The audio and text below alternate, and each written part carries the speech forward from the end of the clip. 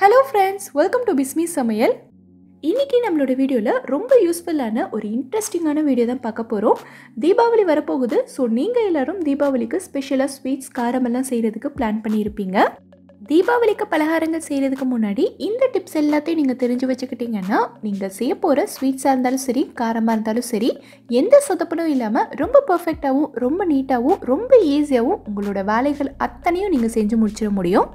நீங்கள் பிகினராக இருந்தாலும் சரி இல்லை இப்போ தான் தீபாவளி ரெசிபி செய்கிறதுக்கு ஸ்டார்ட் பண்ண போகிறீங்க அப்படின்னாலும் சரி இந்த வீடியோவில் சொல்லியிருக்க டிப்ஸ் எல்லாமே உங்களுக்கு ரொம்ப ரொம்ப யூஸ்ஃபுல்லாக இருக்கும். என்னென்ன டிப்ஸுங்கிறத நம்ம இப்போ பார்க்கலாம்.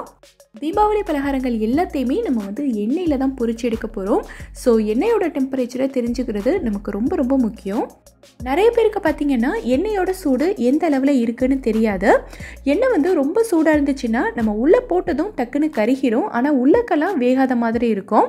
ஸோ இந்த மாதிரி பிரச்சனைகள் எல்லாத்தையும் எப்படி அவாய்ட் பண்ணுறதுன்னு பார்க்கலாம். இந்த மாதிரி ஒரு மரக்கரண்டி எடுத்துக்கங்க. இந்த கரண்டியை நம்ம எண்ணெயில் விட்டு பார்த்தோம்னாலே எண்ணெயோட சூடு எந்த அளவுக்கு இருக்குன்னு நமக்கு தெரிஞ்சிடும். இப்போ நான் எண்ணெயில் விடுறேன் பாருங்கள். இதிலிருந்து எந்த பபிள்ஸுமே வரவே இல்லை. ஸோ எண்ணெய் நமக்கு இன்னும் சூடாகவே இல்லைன்னு நம்ம தெரிஞ்சுக்கலாம். இப்போ பாருங்கள், லைட்டாக பபிள்ஸ் வர்றதுக்கு ஸ்டார்ட் ஆகிருக்கு. ஸோ நமக்கு எண்ணெய் மீடியம் டெம்பரேச்சரில் இருக்குது. மீடியம் டெம்பரேச்சரில் வச்சு ஃப்ரை பண்ணக்கூடியதெல்லாம் இப்போ நம்ம பண்ணிக்கலாம். தட்டை, முறுக்கு, சீடை இந்த மாதிரி ஐட்டம் எல்லாம் நம்ம மீடியம் டெம்பரேச்சரில் வச்சு தான் ஃப்ரை பண்ணணும். இப்போ நான் அடுத்து உள்ளே விடுறேன் பாருங்கள். எண்ணெயிலேருந்து அதிகமான பபிள்ஸ் வருது. ஸோ இப்போ எண்ணெய் நமக்கு ரொம்ப சூடாக இருக்குது. இந்த டைமில் நம்ம ஏதாவது பொரிக்கிறதுக்காக உள்ளே போட்டோன்னா நமக்கு டக்குன்னு கரிஞ்சு போயிடும், உள்ளக்கெல்லாம் வேகாமல் இருக்கும். ஸோ இந்த டெம்பரேச்சரை நீங்கள் ஃப்ரை பண்ணக்கூடாது. இந்த டிப் பிகினர்ஸ் எல்லாருக்குமே ரொம்ப யூஸ்ஃபுல்லாக இருக்கும்னு நினைக்கிறேன். இப்போ நம்ம அடுத்த டிப் என்னங்கிறத பார்க்கலாம்.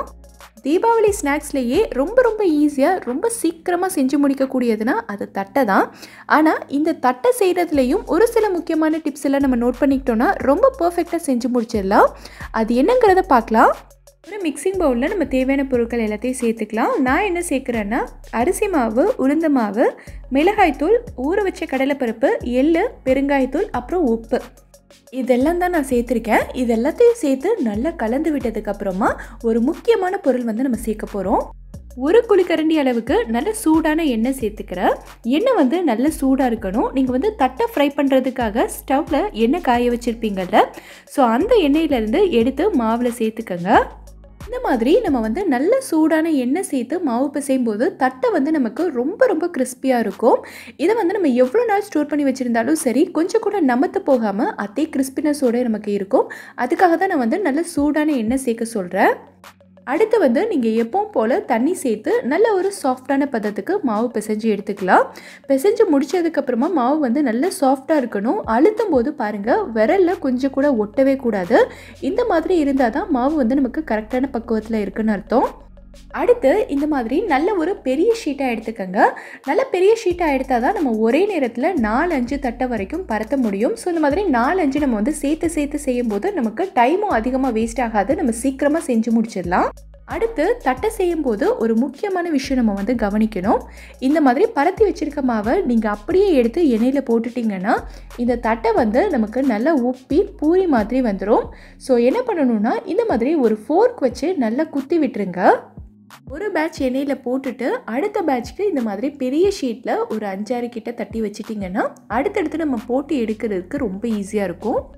உங்ககிட்ட ஃபோர்க் இல்லைனாலும் பரவாயில்ல, ஏதாவது ஒரு மெல்லிசான குச்சி இருந்ததுன்னா எடுத்துட்டு லைட்டாக அங்கங்கே இந்த மாதிரி குத்தி விட்டுட்டிங்கன்னா இது நமக்கு பூரி மாதிரி உப்பி வராது, சீக்கிரமாகவும் நமக்கு வெந்துடும்.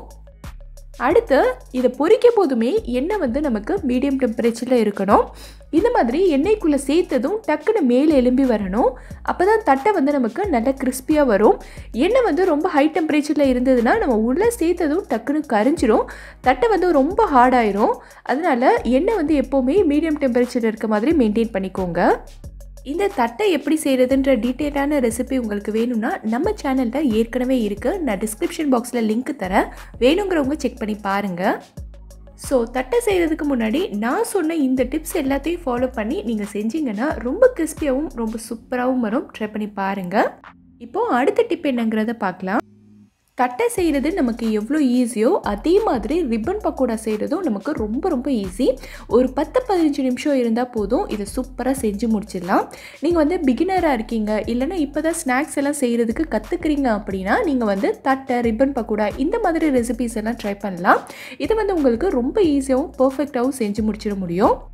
ரிப்பன் பக்கோடா செய்யும்போது நிறைய பேர் பண்ணுற மிஸ்டேக் என்னென்னா, மாவை வந்து ரொம்ப கெட்டியாக பிசைஞ்சிருவாங்க. மாவு ரொம்ப கெட்டியாக இருந்ததுன்னா நமக்கு வந்து பிழியறதுக்கு ரொம்ப கஷ்டமாக இருக்கும். ஸோ நல்லா தண்ணி சேர்த்து இந்த அளவுக்கு சாஃப்டாக இருக்கிற மாதிரி பிசைஞ்சிக்கோங்க. கையில் எடுத்தோன்னா நமக்கு வந்து கையிலையும் ஒட்டக்கூடாது, அதே நேரத்தில் அழுத்தும் போது நமக்கு நல்ல சாஃப்டாகவும் இருக்கணும். அப்போ தான் நமக்கு வந்து ஈஸியாக பிழிய முடியும். மாவு வந்து ரொம்ப தண்ணி ஆயிடுச்சுனாலும் ரிப்பன் பக்கோடா வந்து நமக்கு எண்ணெயை இழுக்க ஆரம்பிச்சிடும். ஸோ இந்த கன்சிஸ்டன்சியில் இருக்க மாதிரி மாவு பிசைஞ்சிக்கோங்க. அடுத்தது பார்த்திங்கன்னா அச்சு. ரிப்பன் பக்கோடாக்கு இந்த மாதிரி அச்சு தான் நம்ம வந்து எடுத்துக்கணும். சில பிளேட்டில் ஒரு ஓட்டை இருக்கும், இதில் பார்த்திங்கன்னா 2 ஓட்டை இருக்குது. ஸோ நம்ம வந்து ஈஸியாக பிழிஞ்சிடலாம். இந்த அச்சில் நம்ம அப்படியே மாவு சேர்த்து பிழிய ஆரம்பிச்சிட்டோன்னா இந்த சைட்லலாம் பார்த்திங்கன்னா அப்படியே நமக்கு வந்து மாவு ஒட்டிக்கும். ஸோ நமக்கு வந்து அழுத்துறதுக்கும் ரொம்ப கஷ்டமாக இருக்கும். அது மட்டும் இல்லாமல் இது செஞ்சு முடித்ததுக்கப்புறமா இந்த அச்சை கழுவுறதுக்குமே நமக்கு ரொம்ப கஷ்டமாக இருக்கும். ஸோ மாவு இந்த இடத்துலலாம் ஒட்டாமல் இருக்கிறதுக்கு நம்ம என்ன பண்ணணும்னா, கொஞ்சமாக இந்த மாதிரி உள்ளே எண்ணெய் சேர்த்துட்டு எல்லா பக்கத்துலையுமே நல்லா தடவி விட்டுருங்க. இதுலேயுமே நம்ம வந்து நல்லா தடவி விட்டுக்கலாம். ஸோ நமக்கு வந்து மாவு ஒட்டாமல் இருக்கும்.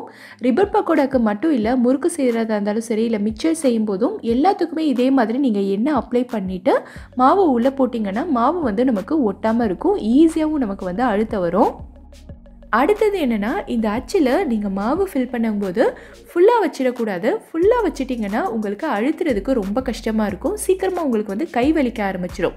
ஸோ எப்போவுமே மாவு வந்து 3/4 பங்கு வரைக்கும் ஃபில் பண்ணிக்கோங்க. அதுக்கப்புறமா நீங்கள் வந்து அழுத்துனீங்கன்னா ரொம்ப ஈஸியாக அழுத்த வரும். நமக்கு கையும் வலிக்காது. ரொம்ப நேரத்துக்கு நமக்கு வந்து நின்று சுடலாம். இந்த ரெசிபிக்கு மட்டும் இல்லை, இந்த மாதிரி அச்சில் மாவு சேர்த்து நம்ம செய்யக்கூடிய எல்லா ரெசிபீஸ்க்குமே மாவு வந்து 3/4 பங்கு வரைக்கும் தான் ஃபில் பண்ணணும். அப்போ தான் உங்களுக்கு வந்து ஈஸியாக பிழியவும் வரும், கையும் வலிக்காமல் இருக்கும். பிகினர்ஸ் எல்லாத்துக்குமே இந்த டிப் வந்து ரொம்ப யூஸ்ஃபுல்லாக இருக்கும்னு நினைக்கிறேன். ட்ரை பண்ணி பாருங்கள். இப்போது அடுத்த டிப் என்னங்கிறத பார்க்கலாம். ரிப்பன் பக்கோடாவை நம்ம வந்து டைரெக்டாக சூடான எண்ணெயில் தான் பிழிஞ்சு விடுவோம். முறுக்கு மாதிரி முன்னாடியே சுற்றி வச்சுக்கிட்டு அதுக்கப்புறமா எண்ணெயிலலாம் எடுத்து போட முடியாது. ஸோ இந்த மாதிரி நம்ம வந்து டைரெக்டாக எண்ணெயிலே பிழிஞ்சு விடுறதுனால கை வந்து ரொம்ப சுடும். பிகினர்ஸ்க்கு பழக்கம் இல்லாதவங்களுக்கெல்லாம் இந்த மாதிரி டைரெக்டாக எண்ணெயில் பிழிஞ்சு விடுறது ரொம்ப கஷ்டமாக இருக்கும். கை வந்து ரொம்ப சுடும். ஸோ இந்த மாதிரி கை வந்து சுடாமல் இருக்கிறதுக்கு என்ன பண்ணுறான்னா, இந்த மாதிரி அவனில் யூஸ் பண்ணுற க்ளவுஸ் எடுத்துக்கோங்க. இது வந்து எல்லாருக்கும் தெரியும்னு நினைக்கிறேன். நம்ம வந்து அவனில் பேக்கிங் பண்ண ஐட்டம் எல்லாம், ரொம்ப சூடான ஐட்டம் எல்லாம் எடுக்கிறதுக்கு இதை வந்து யூஸ் பண்ணுவோம். ஸோ இதை வந்து நம்ம கையில் மாட்டிக்கலாம். ஸோ இதை வந்து நம்ம கையில் மாட்டிட்டு டைரெக்டாக எண்ணெயில் பிழிஞ்சு விடும்போது இது வந்து நமக்கு நல்லாவே சூடு தாங்கும். கை வந்து நமக்கு சூடாமல் இருக்கும். நான் எப்போவுமே இதே மாதிரி தான் செய்வேன். எனக்கு ரொம்பவே யூஸ்ஃபுல்லாக இருக்குது. உங்களில் நிறைய பேருக்கு யூஸ்ஃபுல்லாக இருக்கும்னு நினைக்கிறேன். ட்ரை பண்ணி பாருங்கள். இந்த வீடியோவில் நான் சொல்லியிருக்க டிப்ஸ் எல்லாமே உங்களுக்கு ரொம்பவே யூஸ்ஃபுல்லாக இருக்கும்னு நினைக்கிறேன். எந்த டிப் உங்களுக்கு ரொம்ப யூஸ்ஃபுல்லாக இருந்ததுங்கிறத கீழே இருக்க கமெண்ட்டில் எனக்கு சொல்லுங்கள். இந்த வீடியோ பிடிச்சிருந்தா லைக் பண்ணுங்கள். உங்கள் ஃப்ரெண்ட்ஸ், உங்கள் ஃபேமிலி மெம்பர்ஸ் கூட இந்த வீடியோவை ஷேர் பண்ணுங்கள். மறக்காமல் நம்ம பிஸ்மி சமையலுக்கு சப்ஸ்கிரைப் பண்ணிவிட்டு பக்கத்தில் இருக்கக்கூடிய பெல் ஐக்கானை கிளிக் பண்ணி அதில் ஆல் ஆப்ஷனையும் செலக்ட் பண்ணுங்கள். தேங்க்யூ.